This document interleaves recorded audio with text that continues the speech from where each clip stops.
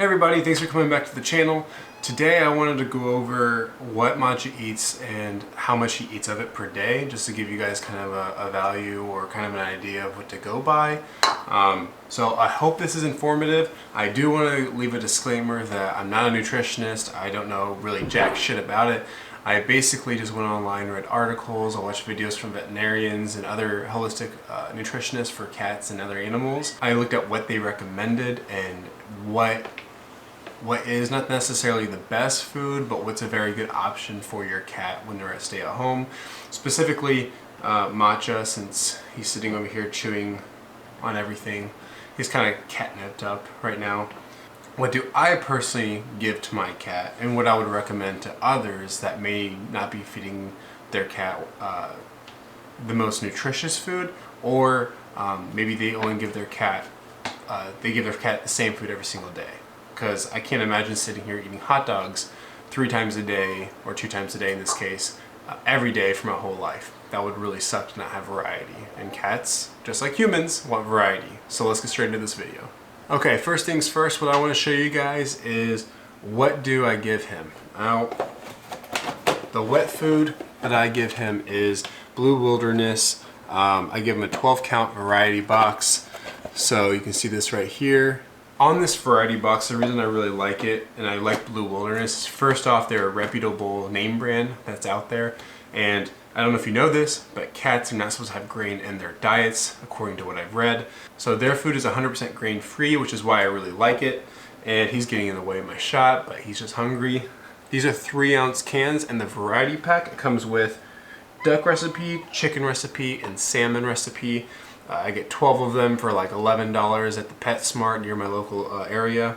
And when you buy these, you can also get like a little topper like this. And that topper, just like what it's called, goes on top. You can close it up when you take the can out. After you open the can, you definitely want to put it in the refrigerator. So if you're only going to use half of it or some of it, cap it off, throw it in your refrigerator. It'll be good for a few more days. And that's what I do. Now, the dry food that I give him is also Blue Wilderness. It is the chicken recipe, adult chicken recipe. There is a significant difference between the kitten and adults. So any cat younger than the age of 1, I believe, is considered a kitten. You can correct me if I'm wrong in the comments below, but I think that's correct. The kitten food has a higher grain of fat and other different contents that an adult cat generally wouldn't need, and it would just fatten them up, because in the first year of a cat's life cycle, they basically need to gain weight and gain size, so they need a different level of nutrition than an adult cat. Now, let's get into some facts about the things here. Now, on the back of this, I've always wondered, and I've never really questioned how much I should give my cat. I kind of just went by like, okay, well, they need this much scoops of IMS or Science Diet or whatever it might be. So on the back of this, it does say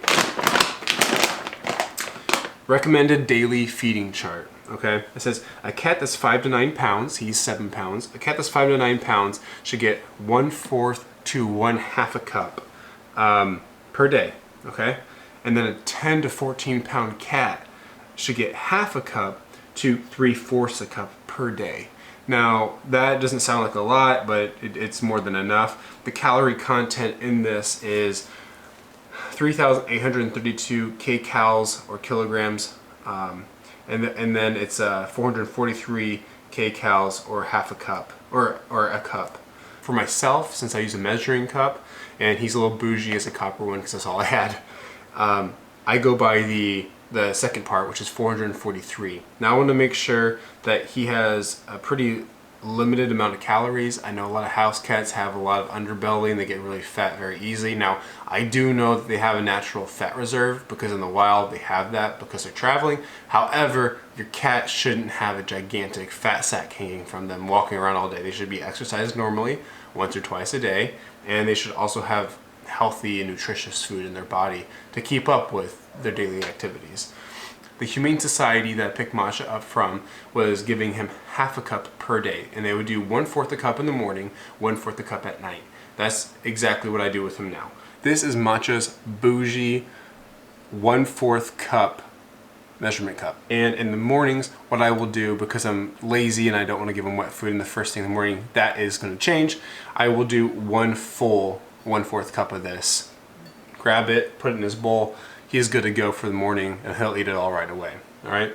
Now earlier I said that 1 cup of just the dry food alone is 443 kcal or kilocalorie. And so we're just going to shorten that to calorie. So 443 calories per cup. Now he's eating a 1/2 cup per day. So if you just cut that in half, I'm just using rough estimates, we'll just call it 220 calories per day is how much he's eating if I was to just give him a 1/2 cup, 1/4 in the morning, 1/4 at night, okay? What we do know is, what is 1/4 of 443? That's going to be roughly 110 calories per meal for him. So 110 in the morning is what he's going to get. Then at night, he would get essentially 110 again. However, at nighttime, rather than that, I give him only 1/2 of 1/4. So I give him an 1/8 of his cup. So that would actually be 110 in the morning, have 110 again is 55. So we have 110 in the morning, we have 55 at night, plus I give him 1/2 cup of the Blue Wilderness wet food. Now the Blue Wilderness wet food, it says directions is feed 2 cans per 6 to 8 pounds of body weight per day. Refrigerate upon portion. Calorie intake is 1,403 calories per kilogram, or for me what I use is 119 calories per can. Because I'm going to give him half dry food right now during the transitioning period, he gets half dry food, half can. So if we're doing 55 for 1/8 plus half of this, which would be 60, we're sitting at 115, I think, right? So we're doing 110 calories for breakfast and 115 at nighttime for dinner. So he's sitting pretty good at 220, 110, 115. Yeah, so he is sitting at 225 calories per day. Some cats that are about his size are a little bit bigger. Generally are eating between 400 to 500 calories per day, plus they're getting scraps and treats and all that other crap on top of it. So it's definitely fueling the fire with them having to be overweight. And we don't want that to happen. We want them to be natural, happy live cats and get the food intake that they need to have. So let me show you how I make the food and what we do. The first thing we're going to go ahead and do is we're going to grab the bowl here. Within the dry food, we're going to go ahead and scoop, because this is a dinner time, we're going to get we're only going to get 1/2 cup of the 1/4 a cup and put it in his dish. We got the 1/4 a cup in here now, okay? We're going to grab our wet food.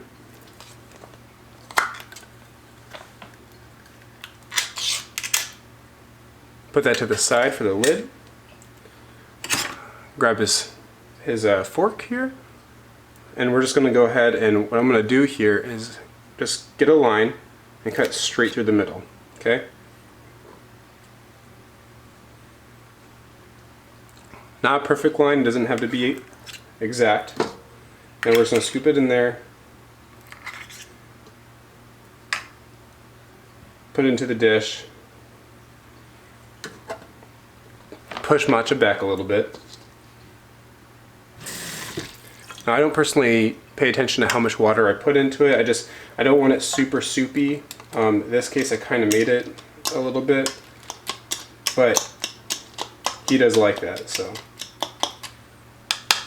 This is a little bit more watery than I actually wanted it to be.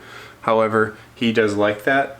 We are going to go ahead, grab the food here, get our special lid, and just close that up, throw it in the fridge, and we're good to go.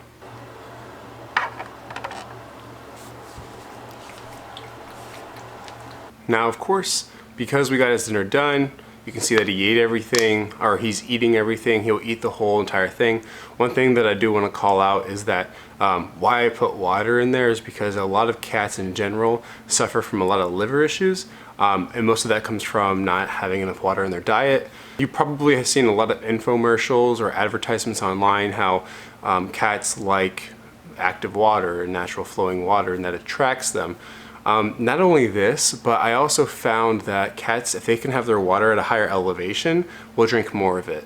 they don't like to be on the ground. So if you have a cat and you have noticed that they go to the top of the tree, or they like to be at the highest point of your household so they can oversee everything, if the water is accessible as close as it can be to the top, the better it is and the more likely they'll drink it. So I actually have a fountain and I have a water bowl. As you saw with his food bowl, he has a water bowl right next to it. He does drink from that, but he actually drinks out of this fountain a lot more. Let me show you.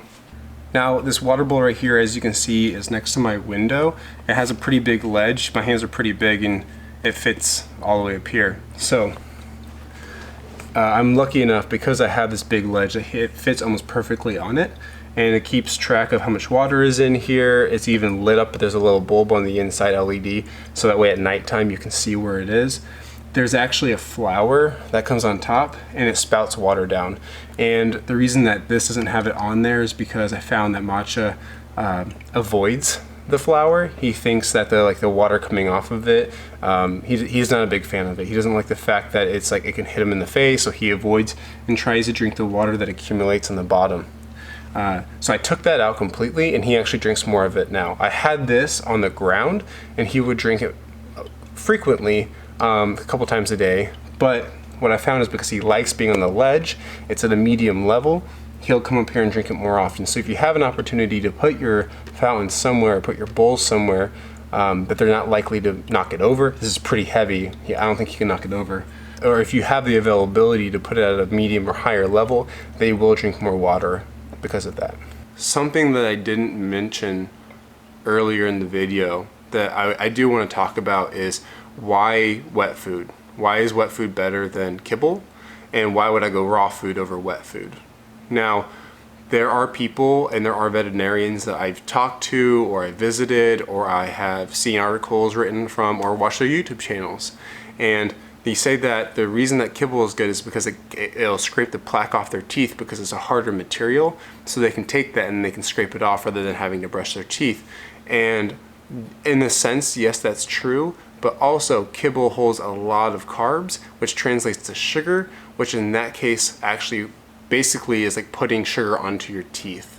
And that's why they recommend wet food over dry food. So I always thought that the dry food would do the same thing as well. And so right now what I'm doing is transitioning over from dry food. I will switch over to all wet food. Eventually that will cost a lot more money. And so if you have an animal and you care about them, you're watching my videos, I'm assuming, and you're watching this one because you're interested in making your cat's life a little bit better. If your cat or your dog or whatever kind of animal you have is like your baby to you and you want to make sure they have a better life, then I think you're willing to spend a few more bucks per month on food. You might be able to get a bag of cat food, $30 or so, for last a month, 2 months, and you might have to buy, spend $30 a month, $40 a month extra on your cat because you want to go to wet food. And that's kind of the sacrifice that you have to decide to take, if you're going to take it, to make the life better for your baby. Now, thank you so much for watching this video today. He doesn't want to be in my arms right now, but Matcha appreciates you too. Thank you very much for watching and coming to this TED Talk, and go ahead and leave a like and subscribe if you enjoyed this content. I look forward to posting another video for you guys soon. Peace. I hope everything's going well.